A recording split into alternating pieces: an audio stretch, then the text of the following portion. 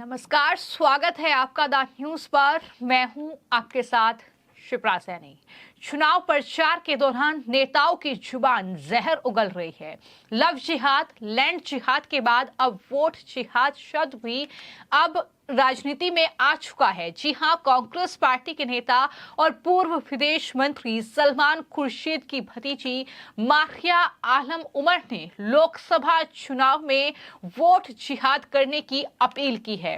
दरअसल उनका एक वीडियो एक जनसभा में वो बोल रही हैं, सोशल मीडिया पर खूब वायरल हो रहा है, जिसको लेकर अब बीजेपी, समाजवादी पार्टी और कांग्रेस पार्टी का जो गठबंधन उत्तर प्रदेश में बना है उस पर हमलावर नजर आ रही है। और इसी को लेकर जो बीजेपी के प्रवक्ता हैं शहजाद पूनावाला, उनकी तरफ से बड़ा हमला समाजवादी पार्टी और कांग्रेस गठबंधन पर मारिया के इस बयान के बाद बोला क्या है, किस तरीके से उन्होंने गंभीर आरोप समाजवादी पार्टी और कांग्रेस पर लगाए हैं, सुनिए। राहुल गांधी को अपने परिवार का इतिहास देखना चाहिए।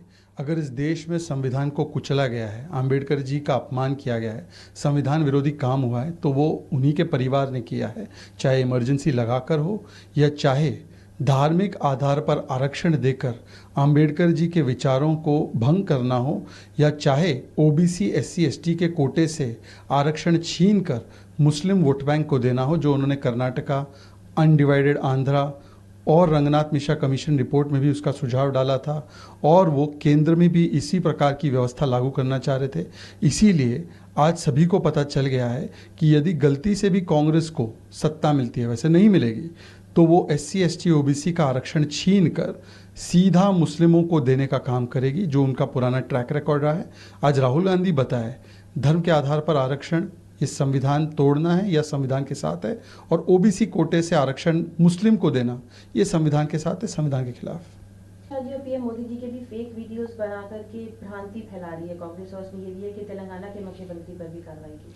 क्योंकि बीजेपी एनडीए की सरकार 400 पार जाने वाली है, तो हताशा में, निराशा में जिस कांग्रेस पार्टी के उम्मीदवार भी अब चुनाव नहीं लड़ना चाहते, जिस कांग्रेस पार्टी के अध्यक्ष भी इस्तीफा देकर भाग रहे हैं, जिस कांग्रेस पार्टी अमेठी रायबरेली में अपने कैंडिडेट घोषित नहीं कर पा रही है, अब वो नकली वीडियो, फर्जी वीडियो चलाने के आधार पर आ चुकी है और फर्जी वीडियो फैलाकर भ्रांति समाज में पैदा करने की कोशिश कर रही है, जो उन्होंने हमेशा से किया है विभाजन करने के लिए।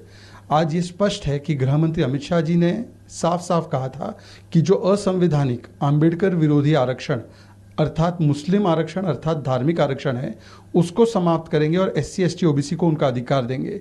परंतु कांग्रेस क्योंकि इस प्रकार के असंवैधानिक कामों को समर्थन देती है, तो वो झूठ फैलाने की कोशिश कर रही है, और जिसने भी ये झूठ फैलाया है उस पर तो कार्रवाई होगी। पर सवाल राहुल गांधी जी से ये है, अब आप बताइए कि जब सच्चा वीडियो सामने आ चुका है, आप धार्मिक आरक्षण, मुस्लिम आरक्षण के साथ हैं या आप अंबेडकर जी के साथ हैं? और आप बताइए कि ओबीसी के कोटे से, एससी के कोटे से काट कर मुस्लिम को देना, ये आपका एजेंडा है? ये संविधान के साथ वाला एजेंडा है, संविधान के खिलाफ वाला एजेंडा है? कह रहे हैं कि अब मोदी जी 400 पार का नारा भी नहीं लगाते हैं। मुझे लगता है कि जो लोग 40 पार होने में समस्या महसूस कर रहे हैं, उनको पता होना चाहिए कि अब तो जनता 400 पार का नारा लगा रही है, और ऐसा नारा लगा रही है कि कभी दिल्ली से इनके अध्यक्ष त्याग दे देते हैं, चुनाव नहीं लड़ना चाहते, कभी सूरत तो कभी इंदौर से इनके प्रत्याशी नामांकन वापस ले लेते हैं, और रायबरेली और अमेठी से भी चुनाव कौन लड़ेगा ये घोषित करने की कांग्रेस को हिम्मत नहीं है। तो इसी से पता चलता है कि किसका 400 पार हो रहा है और कौन 40 पार भी नहीं हो रहा है। Rahul Gandhi BJP need to change the constitution. Rahul Gandhi is a serial and chronic liar. The only time the constitution has been changed and has been hurt is by his family when they imposed emergency. The Congress must tell us that when they give Muslim Arakshan, Muslim reservation, which is against the thoughts of Ambedkar ji and constitution, is that breaking the constitution or opposing it is breaking the constitution? Today, when the constitution says that OBC, SC, ST should get the reservation, you snatch that reservation and give it to your Muslim vote bank, like you did in Karnataka, Andhra. You are trying it through Rangnath Mishra committee report. You tried it for center also. You have tried it everywhere, and you continue to promise this. who is against the constitution when you are snatching away the rights of OBC, SC, ST? Today the SC, ST, OBC Samaj knows that if by mistake they vote for Congress, that vote means that their entire reservation will be snatched and given to the Muslims, and that is actually breaking the constitution. What do you say on like a fake news and Amit Shah? Because BJP NDA government is crossing 400, and because there is only frustration in the Indie Alliance and Congress particularly, now they are down to spreading fake videos after trying to spread fake agendas to divide the country. And they are spreading these videos whose truth has come out. Mr. Amit Shah ji was saying that the unconstitutional Muslim reservation will be abolished and the reservation will be given to SC, ST, OBC. But because Congress supports Muslim reservation, because they support taking away reservation of SC, ST, OBC and giving it to Muslims, and doing this against the vichar of Ambedkar ji, they are spreading fake videos. Today, when the truth has come out, action will be taken. But Rahul Gandhi must tell us, are they for reservation on religious grounds, or are they with constitution? Are they for taking away reservation of OBC, SC, ST and giving to Muslims, or are they for the rights of OBC, SC, ST? दरअसल शहजाद पूनावाला जिस बयान का जिक्र कर रहे हैं, जिसको लेकर उन्होंने दरअसल ये हमला समाजवादी पार्टी पर बोला है, मैं आपको बता दूं कि उत्तर प्रदेश के फर्रुखाबाद लोकसभा सीट से समाजवादी पार्टी और कांग्रेस पार्टी गठबंधन के उम्मीदवार को जिताने की अपील करते हुए मुस्लिम समाज के लोगों से एकजुट होकर वोट देने की अपील मारिया आलम उमर ने की, जो कि सलमान खुर्शीद की भतीजी हैं, और उन्होंने एकजुट होकर वोट देने की अपील करते हुए मुस्लिम समाज से ये कहा कि एक साथ होकर वोटों का जिहाद करो, क्योंकि हम सिर्फ वोटों का जिहाद कर सकते हैं, हम इसी तरह से जवाब दे सकते हैं। ये सलमान खुर्शीद की भतीजी ने कहा है। सलमान खुर्शीद कांग्रेस पार्टी के जाने माने नेता हैं, मंत्री रहे हैं, और ये अपने आप में बयान चौंकाने वाला है, जिसको लेकर अब कहीं ना कहीं बीजेपी और सोशल मीडिया यूजर्स जो हैं वो कांग्रेस पार्टी पर हमलावर नजर आ रहे हैं कि किस तरीके से जिहाद करने की बात खुलकर सलमान खुर्शीद की भतीजी कर रही हैं। उनकी तरफ से ये भी कहा गया कि वो बहुत अकलमंदी के साथ, बहुत जज्बाती ना होकर, बहुत खामोशी के साथ एक साथ होकर वोटों का जिहाद करो, क्योंकि हम सिर्फ वोटों का जिहाद कर सकते हैं और इस संघी सरकार को भगाने का काम कर सकते हैं। तो मोदी सरकार को संघी सरकार करार देते हुए उन्होंने कहा कि हम इसको वोट जिहाद करके ही भगा सकते हैं। बहुत शर्म आती है जब मैंने ये सुना कि कुछ मुसलमानों ने मुकेश राजपूत की मीटिंग कराई। ये बयान है मारिया आलम उमर का, और उन्होंने कहा कि मुझे लगता है कि समाज से उनका हुक्का पानी बंद कर देना चाहिए, यानी दूसरे धर्म के जो नेता हैं उनको आप क्यों बैठा रहे हैं, उनकी मीटिंग आप अपने समाज में क्यों करा रहे हैं। तो ये कहीं ना कहीं इसको लेकर एक तरीके से गुस्सा जो है एक मंच पर मारिया आलम खान ने जाहिर किया है, और ये अपने आप में हैरान करने वाली बात है कि जहां पर कांग्रेस पार्टी और समाजवादी पार्टी के जो बड़े लीडर हैं यानी राहुल गांधी, प्रियंका गांधी वाड्रा, अखिलेश यादव, वो अलग अलग राजनीतिक मंचों पर जाकर बीजेपी पर आरोप लगाते हैं कि बीजेपी धर्म के नाम पर बंटवारा कर रही है।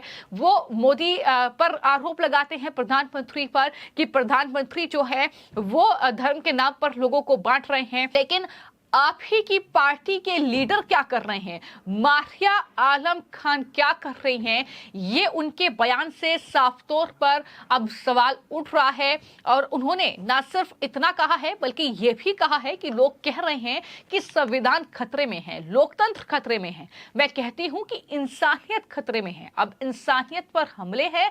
अगर अपने मुल्क को बचाना है, तो अपने मुल्क की खूबसूरती को बचाना चाहते हो, तो गंगा जमुना तहजीब को बचाना चाहते हो, तो इस बार बहुत होश में वोट दो, किसी के बहकावे में आकर वोट मत दो। हमारी अक्लमंदी ही हमारे मुल्क को बचा पाएगी। ये पूरा बयान है सलमान खुर्शीद की भतीजी माहिया आलम का, जो कि सोशल मीडिया पर खूब वायरल हो रहा है, जिसको लेकर अब समाजवादी पार्टी और कांग्रेस पर सवाल उठ रहे हैं कि किस तरीके से वो वोट जिहाद करने की बात कर रहे हैं। ऋषि बाकरी से लेकर तमाम ऐसे सोशल मीडिया हैंडल्स हैं जिनकी तरफ से उनके इस बयान को पोस्ट किया गया है और सवाल उठाए गए हैं सलमान खुर्शीद और उनकी भतीजी माहिया आलम के साथ कांग्रेस पार्टी पर। इसी के साथ जो पत्रकार हैं सुधीर चौधरी, उन्होंने भी बाकायदा इस बयान को दरअसल पोस्ट किया है और लिखा है कि बहुत अकलमंदी के साथ, बहुत खामोशी के साथ एक साथ होकर फोटो का जिहाद करो। माहिया आलम खां, जो कि सलमान खुर्शीद की भतीजी हैं, जो कि हैरानी इस बात को लेकर भी हो रही है कि सलमान खुर्शीद भी उस सभा में मौजूद थे जब माहिया आलम ये बयान दे रही थी। इसी को लेकर यूपी बीजेपी की ओर से भी पोस्ट किया गया है और उन्होंने साफ तौर पर इंडी अलायंस पर सवाल उठाए हैं, जिसमें उन्होंने कहा है कि इंडी गठबंधन के इरादे क्या हैं, ये उनके बयान से समझ में आता है। जिहाद फैलाने के ये वादे कर रहे हैं। हिंदुत्व की तुलना आतंकी संगठन से करने वाले फर्रुखाबाद से इंडी गठबंधन के प्रत्याशी की चुनावी सभा में सलमान खुर्शीद की भतीजी माहिया आलम अब खुलेआम जिहाद के नाम पर वोट मांग रही हैं। साथ ही बीजेपी को वोट देने वालों का हुक्का पानी बंद करने की धमकी दे रही हैं। इन जैसों की तालिबानी मानसिकता को समझने की जरूरत है। यह बीजेपी का पोस्ट है जो कि माहिया आलम उमर के इस बयान पर सामने आया है। उनका बयान ये इसलिए दिया गया है क्योंकि कुछ मुसलमानों ने बीजेपी के उम्मीदवार जो हैं मुकेश राजपूत, उनका समर्थन किया था, उनकी बैठक बुलाई थी और इसको लेकर ही माहिया आलम का ये बयान जो है वो दरअसल देखने को मिला है। वो भी तब जब सलमान खुर्शीद और उनकी पत्नी लुइस खुर्शीद भी मंच पर ही मौजूद थी और वहां पर जाहिर तौर पर वो अल्पसंख्यक बहुल इलाका था जहां पर वो बयान दे रहे थे। जहां तक बात सलमान खुर्शीद की है तो उन्होंने भी इस सभा को संबोधित किया और कहा कि अलीगढ़, कानपुर और अन्य क्षेत्रों से लोकसभा चुनाव लड़ने का ऑफर मिला था, लेकिन उन्होंने फर्रुखाबाद के चलते इससे मना कर दिया। सलमान खुर्शीद ने कहा कि बीजेपी के बुरे दिन आने वाले हैं। तो ये पूरा बयान है जिसको लेकर अब कांग्रेस पार्टी जाहिर तौर पर सवालों के कटघरे में आ चुकी है और बीजेपी कहीं ना कहीं अब उनके इस बयान का भरपूर इस्तेमाल कर रही है ये बताने के लिए कि क्या है इंडी अलायंस की मानसिकता, किस तरीके से इंडी अलायंस के जो इरादे हैं वो सही नहीं है, वो जिहाद फैला रहे हैं, वो इस तरीके से हिंदुत्व की तुलना आतंकवादी संगठन से कर रहे हैं। तो ये पूरा मामला आगे क्या दरअसल दिलचस्प मोड़ लेगा ये देखना होगा। क्या कुछ बयान सामने आते हैं, किस तरीके से स्पष्टीकरण समाजवादी पार्टी या कांग्रेस पार्टी जो है वो दरअसल इस बयान को लेकर देती है, ये आने वाले वक्त में देखना होगा। फिलहाल आपकी इस पूरे बयान को लेकर, इस पूरी खबर को लेकर क्या राय है, हमें कमेंट बॉक्स में जरूर लिखें। धन्यवाद।